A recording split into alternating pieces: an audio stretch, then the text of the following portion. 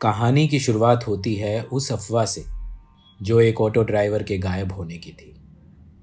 दरअसल ये कहानी है बिहार के शेषनगर की, जहां के रेलवे स्टेशन के बाहर मानो ऑटो वालों की भरमार लगी रहती थी। लेकिन आज वहां सिर्फ कुछ चुनिंदा ऑटो के सिवा कुछ नज़र ही नहीं आ रहा था।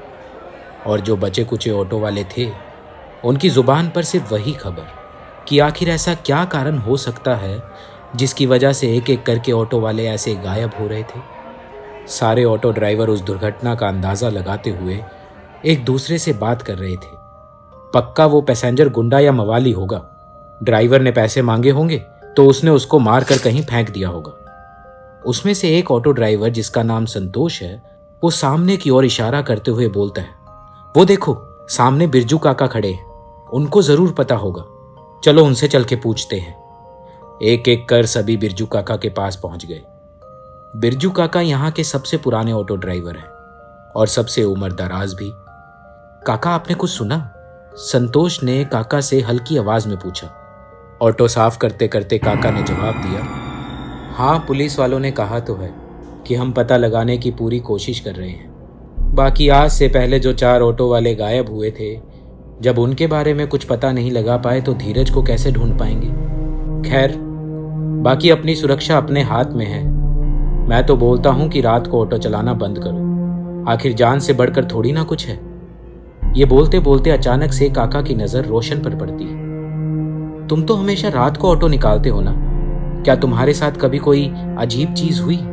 रोशन ने जवाब देते हुए कहा, काका, मैं कहाँ रात भर ऑटो चलाता हूँ। मेरा तो एक पक्का ग्राहक है जो रोज रात को 2 बजे की ट्रेन से आता है और मैं उसे पास के ही शमशान घाट में छोड़ देता हूँ। बस वो मुझे उसके ही इतने पैसे दे देता है कि फिर मुझे रात को ऑटो चलाने की जरूरत ही नहीं पड़ती। तभी शंकर बोल पड़ता है, मुझे लगता है वो आदमी पक्का 2 नंबर का काम करता होगा, वरना एक जगह से दूसरी जगह छोड़ने के 1000 रुपए कौन देता है भला। ये बात सुनते ही सभी हंसने लग जाते हैं। लेकिन काका कुछ सोच में डूबे हुए हैं, मानो रोशन से कुछ पूछना चाहते हैं, पर माहौल देखकर काका एकदम चुप पड़ गए और सभी वहां से बात को हंसी में उड़ाकर अपने अपने काम पर चले गए। उसी रात 2 बजने में करीब 5 मिनट थे और ट्रेन ठीक अपने समय पर पहुंच गई थी। रेलवे स्टेशन से एक आदमी निकला। उसने लंबा काला कोट पहना हुआ था। उसको देखकर मानो ऐसा लग रहा था जैसे वो चाहता हो कि कोई उसका चेहरा ना देख ले। उसने खुद को इस तरह ढका हुआ था जैसे खुद को सभी से छिपा रहा हो। वो वहां खड़ा इंतजार कर रहा था। तभी पूरे 2:10 के बाद रोशन ऑटो लेकर आता है और वो आदमी उस ऑटो में बैठ जाता है। बिल्कुल सही, ये वही रोशन का पक्का ग्राहक था जिसको वो हर रोज रेलवे स्टेशन से शमशान छोड़ता था। रोशन, माफ करना साहिब, आने में थोड़ी सी देरी हो गई। वैसे यहाँ और भी ऑटो वाले खड़े होते हैं, लेकिन आप उनमें कभी नहीं बैठते। ऑटो में बैठा आदमी उसकी बात को अनसुना कर देता है। इसी दौरान रोशन अपने ऑटो के सारे मिरर को ढक देता है। फिर से एक बार रोशन बात करने की कोशिश करते हुए उससे पूछता है, साहिब, कल रात को शमशान के पास एक ऑटो ड्राइवर गायब हो गया था, आपको पता चला इसके बारे में कुछ? आदमी जवाब देते हुए बोलता है, वो आदमी अपनी जगह सही सलामत पहुंच गया है, बड़ा ही होशियार बनता था।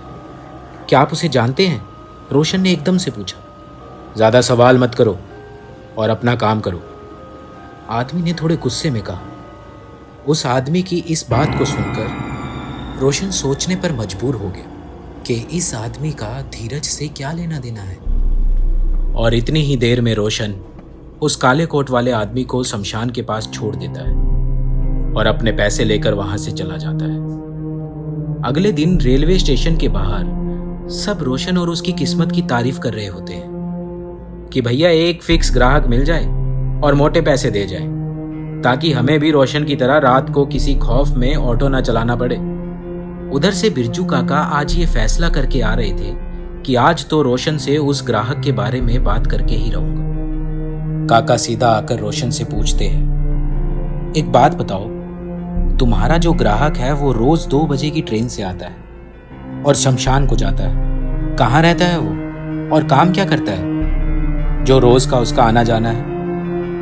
रोशन थोड़ा सोचते हुए जवाब देता है, पता नहीं काका, लेकिन बहुत ही अजीब आदमी है। कहाँ से आता है, कहाँ को जाता है, मुझे कुछ नहीं मालूम। बड़ी ही अजीब बात है। तुम्हारा ग्राहक इतना दिलदार है, लेकिन तुमने अब तक ये भी जानने की कोशिश नहीं की कि वो आखिर है कौन। एक तो आधी रात का वक्त, दूसरा शमशान, कुछ तो है।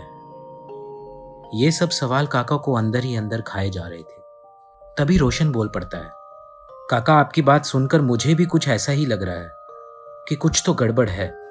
वो आदमी ज्यादा बात नहीं करता और उसकी सबसे बड़ी शर्त यह है कि कोई उसको पीछे मुड़कर या आईने में ना देखे, वरना पछताना पड़ेगा। देखो बेटा रोशन, मैं तुम्हें डराना नहीं चाहता, पर तुम्हारी बातों से ऐसा लग रहा है कि यह जरूर कोई प्रेत या कोई डरावना साया है।